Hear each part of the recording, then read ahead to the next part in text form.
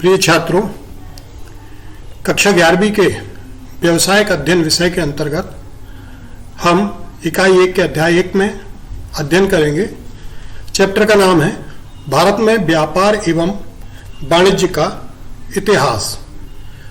आइए हम देखते हैं कि प्राचीन भारत में हमारे देश की व्यापार और वाणिज्य की स्थिति किस प्रकार थी। तो यहां हम देखते हैं विस्तृत रूप से कि किसी भी देश का आर्थिक विकास वहां की भौतिक एवं प्राकृतिक संरचना व संस्कृति पर निर्भर करती है। इस दृष्टिकोण से भारत का आर्थिक इतिहास अत्यंत गौरवशाली रहा है। भारत विश्व की प्राचीनतम और महानतम सभ्यताओं में से एक है।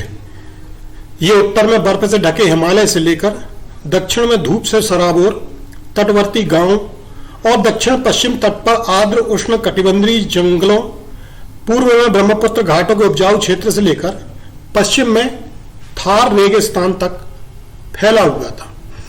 तो इस प्रकार से यह भारतीय इतिहास, जिसका विस्तार उत्तर में हिमालय एवं दक्षिण में हिंद महासागर और बंगाल की खाड़ी तक के लिए भी ये सत्य है। भारत की सड़कों का जो मार्ग था, ये प्राचीन काल और मध्यकाल में ऐतिहासिक, व्यापारिक, सांस्कृतिक रेशम मार्ग से जुड़ा हुआ था। तो ये रेशम मार्ग जो था, भारत की सड़कों का मार्ग प्राचीन काल और मध्यकाल के ऐतिहासिक, व्यापारिक, सांस्कृतिक रेशम मार्ग से जुड़ा हुआ था। ये मार्ग सामान्य रूप से संपूर्ण विश्व और विशेष रूप से एशिया में आसपास के विदेशों, राज्यों और साम्राज्यों से व्यावसायिक और राजनीतिक संपर्क स्थापित करने में मदद करता था। दूसरा मार्ग जो था वो कहलाता था मसाला मार्ग। मसाला मार्ग बेसिकली समुद्री मार्ग कहलाता था। भारत से मसाला के व्यापार में उपयोग किए गए पूर्व और पश्चिम को जोड़ने वाले समुद्री मार्ग को मसाला मार्ग के रूप में जाना जाता था, जिसके माध्यम से भारत द्वारा विभिन्न देशों को मसाले निर्यात किए जाते थे। हमारे देश का जो केरल प्रदेश है, वो केरल मसाला व्यापार का प्रारंभ करने वाला विश्व का सबसे प्राचीनतम केंद्र था। इन मार्गों से धन संपत्ति का आवागमन होने के कारण यहां पर प्रमुख साम्राज्यों, व्यापारिक केंद्र, औद्योगिक क्षेत्रों का विकास हुआ। इससे घरेलू व विदेशी व्यापार के विकास में बहुत मदद मिली। प्राचीन काल में व्यापार और वाणिज्य ने भारतीय उपमहाद्वीप को आर्थिक जगत में एक महान निर्यातक केंद्र बनाने में महत्वपूर्ण भूमिका अदा की। प्राचीन भारतीय अर्थव्यवस्था का प्रमुख आधार भूमिगत और सामुद्रिक, अंतर्देशीय व विदेशी व्यापार और वाणिज्य ही था। ईसा पूर्व 3री सहस्त्राब्दी में व्यापारिक केंद्र भी आए, जिससे व्यापारिक समुदाय के वर्चस्व वाले भारतीय समाज का निर्माण हुआ, जिससे राजनीतिक, अर्थव्यवस्था और सैनिक सुरक्षा में अधिकांश संयुक्त भारतीय उपमहाद्वीप और व्यापारिक नियमों को ध्यान में रखकर योजना बनाई गई, जिससे एक सामान्य अर्थव्यवस्था बनी, मापन में एक रूपता आई तथा मुद्रा के रूप में सिक्कों के उपयोग ने व्यापारिक गतिविधियों को बढ़ाया व विस्तारित किया। तो इस प्रकार से यहाँ पर हमने देखा कि भारत में व्यापार एवं वाणिज्य का इतिहास किस प्रकार से रहा है। और अगले क्रम में हम चलते हैं स्वदेशी बैंकिंग प्रणाली।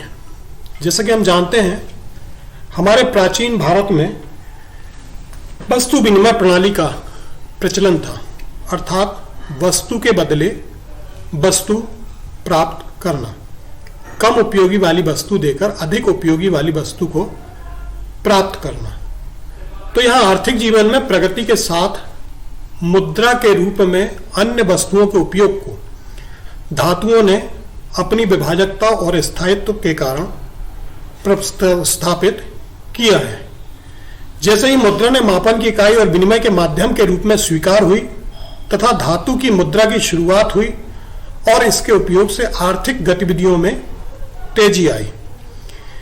प्राचीन भारत में व्यापार व वाणिज्य में महाजन व साहूकारों को, अर्थात देसी बैंकिंग व्यवस्था की महत्वपूर्ण भूमिका रही है।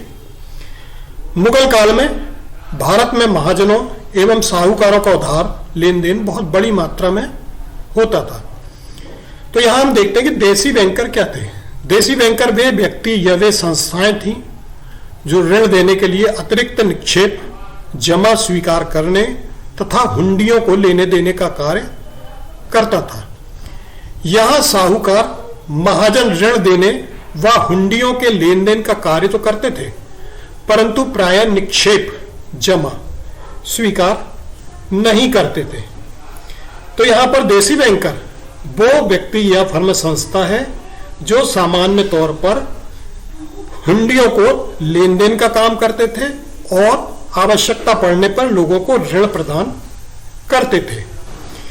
मद्रास बैंकिंग जांच समिति के अनुसार उन्होंने कहा है कि इस आधार पर देसी बैंकर की श्रेणी से निकलना ठीक नहीं है। कोई भी व्यक्ति अथवा फर्म जो हुंडी का व्यवसाय करता है, चाहे निक्षेप करता है या नहीं, देसी बैंकर की श्रेणी में आता है। तो यहां पर जो है इस प्रकार से देसी बैंकर को भारत के विभिन्न राज्यों में विभिन्न नामों से पुकारा जाता था। पंजाब में महाजन, उत्तर प्रदेश में साहूकार, मारवाड़ में सेठ, महाराष्ट्र में सराफ, मद्रास में चेट्टी आदि नामों से जाना जाता था। तो यहां पर हम देखेंगे कि देसी बैंकर को जो है प्रमुख रूप से दो भागों में बांटा गया है, एक बैंकिंग कार्य के रूप में और दूसरा गैर बैंकिंग कार्यों के रूप में।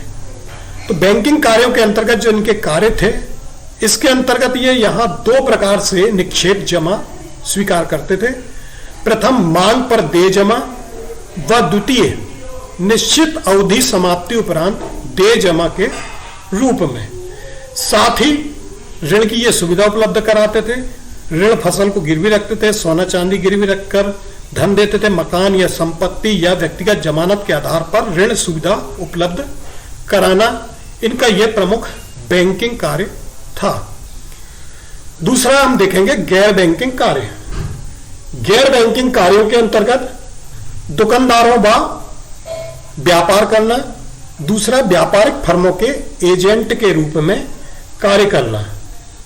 तो इस प्रकार से बैंकिंग व्यवस्था देश में जैसे जैसे सुदृढ़ होती गई, व्यक्तियों द्वारा दुर्लभ धातु अर्थात सोना चांदी सेठ या देसी बैंकर के पास जमानत पर रखकर ऋण दिया जाने लगा।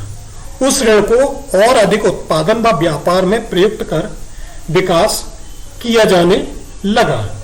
तो इस प्रकार से हम यहां पर देखेंगे कि हमारी जो प्राचीन समय में स्वदेशी बैंकिंग प्रणाली थी वो किस प्रकार से कार्य करती थी। अगले क्रम में हम देखते हैं हुंडी। यहां हम देखेंगे कि स्वदेशी बैंकिंग प्रणाली के अंतर्गत हुंडी क्या होती है।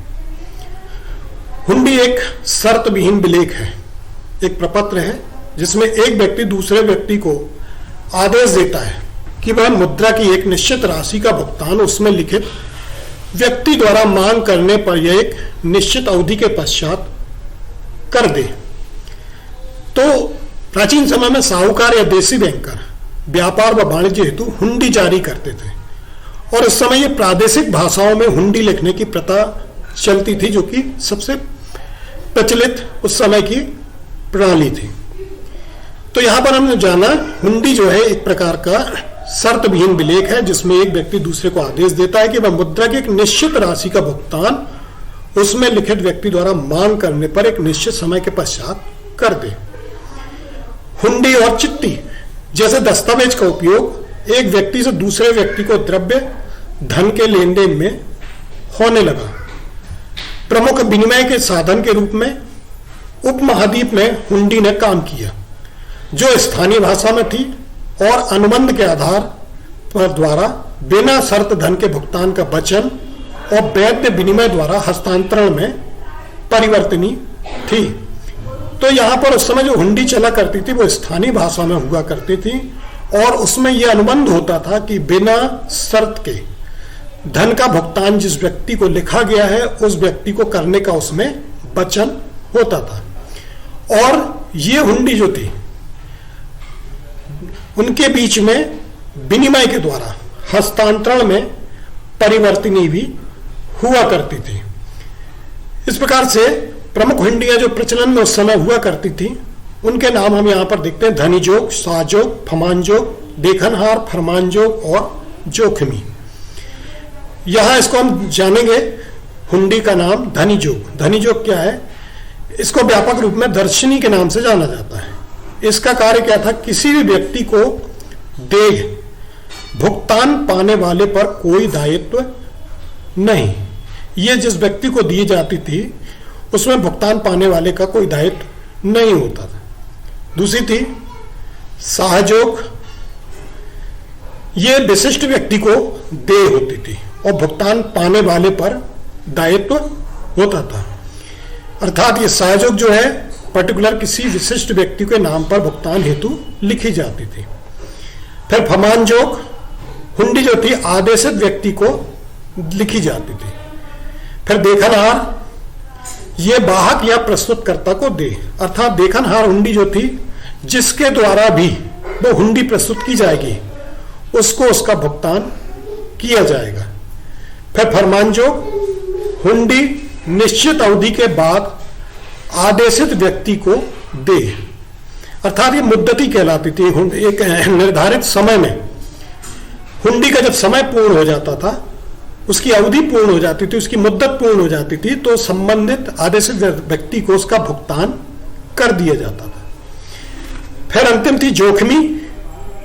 ये प्रेषित माल पर आधारित है। यदि माल मार्ग में खो जाए तो आहर्ता या धारक लागत वहन करता था और आहर्य का कोई दायित्व नहीं होता था।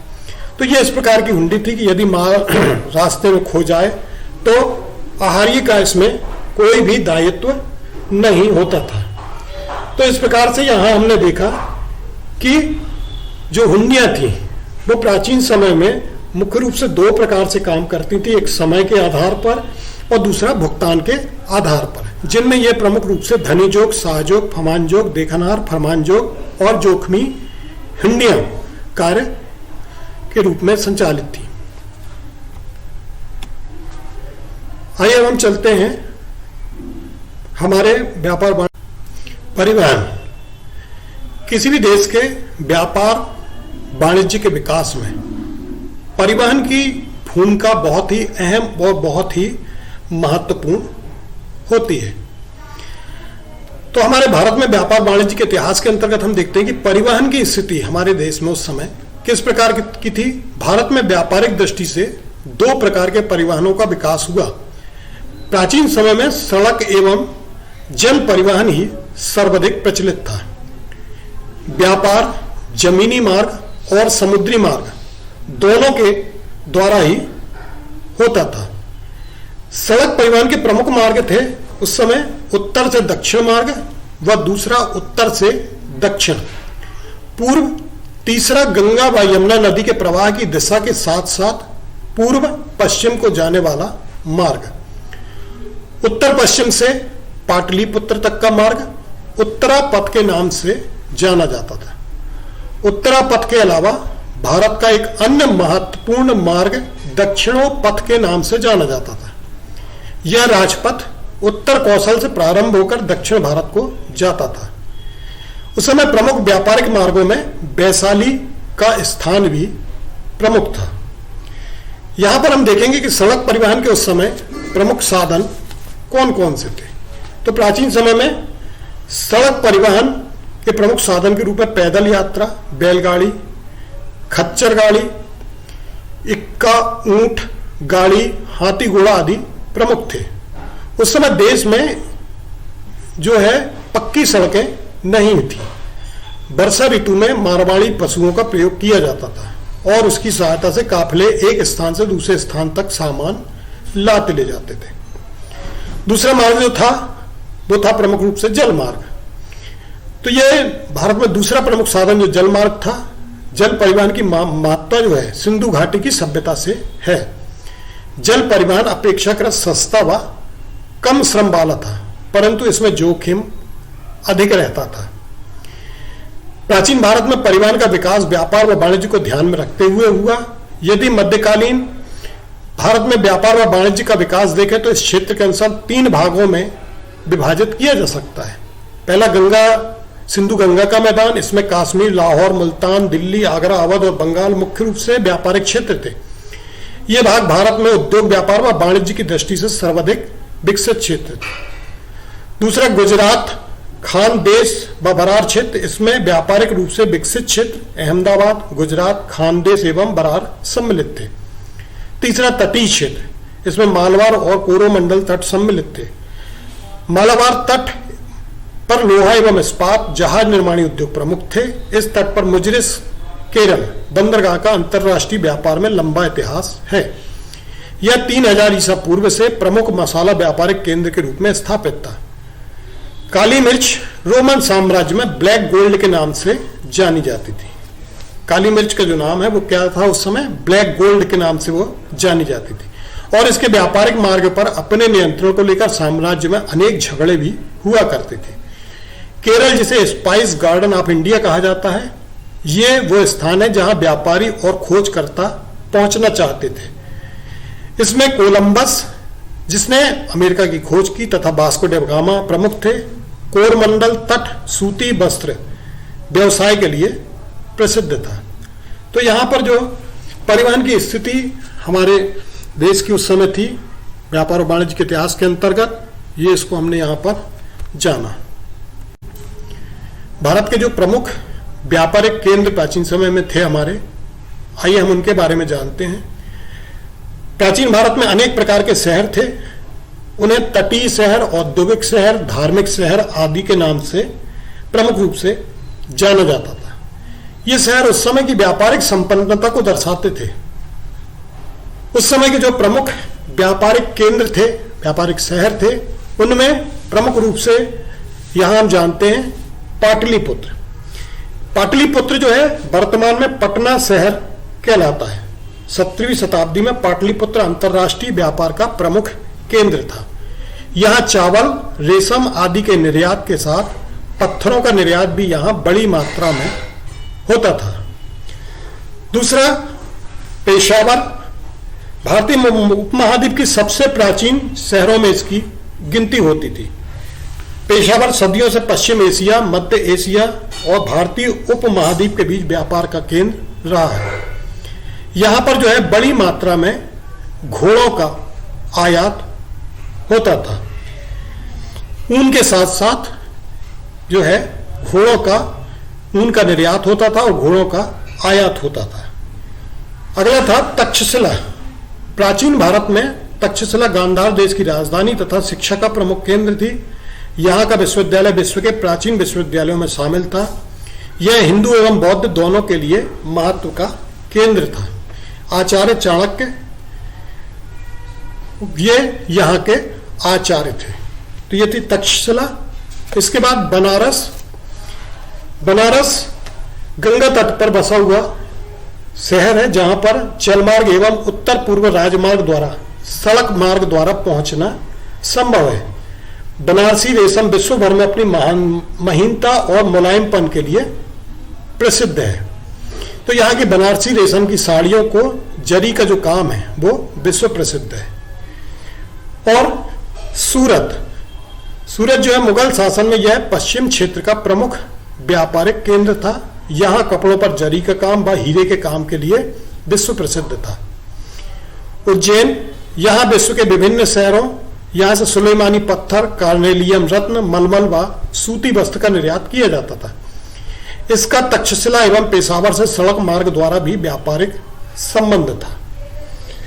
इसके बाद भरूच, ये एक ऐतिहासिक बंदरगाह है जो कि लगभग 2000 वर्ष पुराना है। यहाँ रोम, पश्चिम यूरोप के देशों को जाने वाले मसाले व सिल्क जहाज से यहीं लादे जाते थे। अरब देशों के व्यापारी भी यहीं से प्रवेश करते थे। यहाँ ब्रिटिश व डच व्यापारियों ने अपने केंद्र स्थापित कर रखे थे। इसके अलावा मथुरा, कांची, ताम्रलिप्ति, कावेरी, पट्टिनम आदि के साथ ढाका की मलमल, कालीकट का धुला व बगैर धुला रंगीन कपड़ा, लाहौर के गलीचे, बंगाल में निर्मित वस्त्र, चंदन एवं कोरा काश्मीरी शाल, राजपूताना, मिनी के आभूषण आदि प्रमुख थे। तो उपयुक्त आधार पर हमने देखा कि जो शहर के भारत देश के हमारे प्रमुख व्यापारिक केंद्र थे वो उपरोक्त थे। प्राचीन भारत में उस समय हमारे भारत के जो प्रमुख निर्यात व आयात क्या क्या थे उनके बारे में हम यहाँ पर जानते हैं। प्राचीन भारत में उसका व्यापार संतुलन एवं भुगतान संतुलन उसके अत्यधिक पक्ष में था, अर्थात भारत के द्वारा जितना भी व्यापार किया जाता था उसके भुगतान संतुलन जो था वो समकक्ष था, बराबर था। यहां से अधिकांश वस्तुएं निर्यात की जाती थी, आयात करने के लिए बहुत कम वस्तुएं थी, अर्थात देश से निर्यात की मात्रा ज्यादा थी, आयात की मात्रा कम थी। वास्तव में विदेशियों द्वारा भारत की खोज भी यहां से बहुमूल्य व अद्भुत वस्तुएं प्राप्त करने के लिए ही की गई थी। प्राचीन समय में यहां से निर्मित वस्तुओं का निर्यात होता था। उस समय यहां वस्त्र उद्योग, लोहा एवं इस्पात उद्योग, खनिज उद्योग, धातु उद्योग, चमड़ा उद्योग, रंग व नील उद्योग इत्यादि चरमोत्कर्ष थे। परंतु अंग्रेजी शासनकाल ने अपने झूठ फरेब व कुटिल चालों से यहां की अर्थव्यवस्था को छिन्न भिन्न कर दिया, भारत को केवल कच्चे माल का निर्यातक बना दिया। निर्मित माल ब्रिटेन से आने लगा। भारतीय अर्थव्यवस्था एक गतिहीन अवस्था में पहुंचकर एक मिश्रित अर्थव्यवस्था बन गई। तो यहां पर प्राचीन भारत में जो वस्तुएं प्रमुख रूप से निर्यात की जाती थी उस समय लोहा एवं इस्पात, सूती व रेशमी वस्त्र, जरी की साड़ियां या वस्त्र, मलमल, गलीचे, मसाले, गेहूं, चीनी, बहुमूल्य पत्थर, नक्काशी के पत्थर, कलात्मक वस्तुएं, मीना के आभूषण, नील व रंग, ऊनी वस्त्र, पीतल, तांबे व बेट मेटल के उत्पाद, जीवित पशु व पशु उत्पाद, चमड़ा व जूते, तिल का तेल इत्यादि, ये वस्तुएं प्रमुख रूप से भारत के द्वारा उस समय निर्यात की जाती थी। जबकि आयात की जाने वाली वस्तुएं जो थी घोड़े, पशु उत्पाद, चीनी, रेशम, स्वर्ण, चांदी, टीन, तांबा, सीसा, मूंगा, कांच, अलसी, लिलन, शराब, रूबी, अंबर इत्यादि। तो ये जो हैं उस समय भारत के प्रमुख निर्यात व आयात हुआ करते थे। आइए हम जानते हैं विश्व अर्थव्यवस्था में भारतीय उपमहाद्वीप की स्थिति किस प्रकार थी। अनेक इतिहासकारों ने इस बात को स्वीकारा है कि प्राचीन भारत का इतिहास अत्यंत गौरवशाली था। प्राचीन एवं मध्यकालीन युग में यह विश्व की सबसे बड़ी अर्थव्यवस्था थी। पूरे विश्व की 1/3 संपत्ति यहां थी। संसार का सबसे धनी देश होने के कारण इसको सोने की चिड़िया या स्वर्णद्वीप के नाम से पुकारा जाता था। कृषि और उद्योगों के मध्य बेहतर संतुलन था, सामंजस्य था, जिससे वह अंतर्राष्ट्रीय व्यापार में अपनी वांछनीय स्थिति को बनाए रख सका। उस समय भारत एक विशाल कृषि व प्रधान तथा औद्योगिक देश था। भारत के पास निर्यात करने के लिए बहुत कुछ था, जबकि आयात करने के काबिल कुछ भी नहीं था। निर्यात के बदले वह सोना व चांदी प्राप्त करता था, क्योंकि दूसरे देश की वस्तुओं की भारत में मांग नहीं थी। सन 1600 में जब अंग्रेज व्यापार करने की दृष्टि से भारत में आए, भारत की भूमि पर उन्होंने अपने कदम रखे, उस समय उन्होंने ईस्ट इंडिया कंपनी की स्थापना की और ईस्ट इंडिया कंपनी का गठन करके उसने भारत के साथ व्यापार करने का एकाधिकार प्राप्त कर लिया। धीरे धीरे इस कंपनी का प्रभाव बढ़ने लगा। इससे यहाँ के राजनीतिक मामलों में हस्तक्षेप करना आरंभ कर दिया। सन 1757 में प्लासी के युद्ध के बाद बंगाल में अपना कब्जा जमाते हुए सन 1858 में भारत की राजनीतिक सत्ता को अपने हाथ में लिया और तब से भारत इंग्लैंड का उपनिवेश माना जाने लगा। और फिर अंग्रेजों ने भारत के कच्चे माल को निर्यात कर अपने यहां मशीनों से बने माल को आयात करना शुरू कर दिया, जिसका प्रभाव यह रहा कि यहाँ के दस्तकारी व कुटीर उद्योग लगभग समाप्त होने लगे, जिससे भारत आर्थिक गतिहीनता की दिशा में पहुंच गया और एक निर्भर अर्थव्यवस्था में परिवर्तित हो गया। सन 1947 में जब भारत स्वतंत्र हुआ तब देश में अनेक समस्याएं थीं, जिनमें खाद्यान्न आवश्यकता की कमी, नीची प्रति व्यक्ति आय, प्रतिकूल व्यापार एवं भुगतान संतुलन, अशिक्षा, गरीबी आदि प्रमुख थी। सरकार ने 1948 में औद्योगिक विकास हेतु औद्योगिक नीति व 1991 में आर्थिक नियोजन को अपनाया। कृषि क्षेत्र में उन्नयन हेतु 1966 में हरित क्रांति को लागू किया, परंतु इसके बावजूद भारतीय अर्थव्यवस्था का आवश्यकता के अनुरूप विकास नहीं हो सका, जिसके पीछे नीची पूंजी निर्माण दर, तीव्र गति से बढ़ती जनसंख्या, अपर्याप्त आधारिक संरचना, गैर उत्पादक व्यय, सार्वजनिक क्षेत्रों की असफलता आदि प्रमुख रहे हैं। उपयुक्त समस्याओं से निपटने के लिए सरकार ने 1991 में आर्थिक सुधार कार्यक्रम आरंभ किए।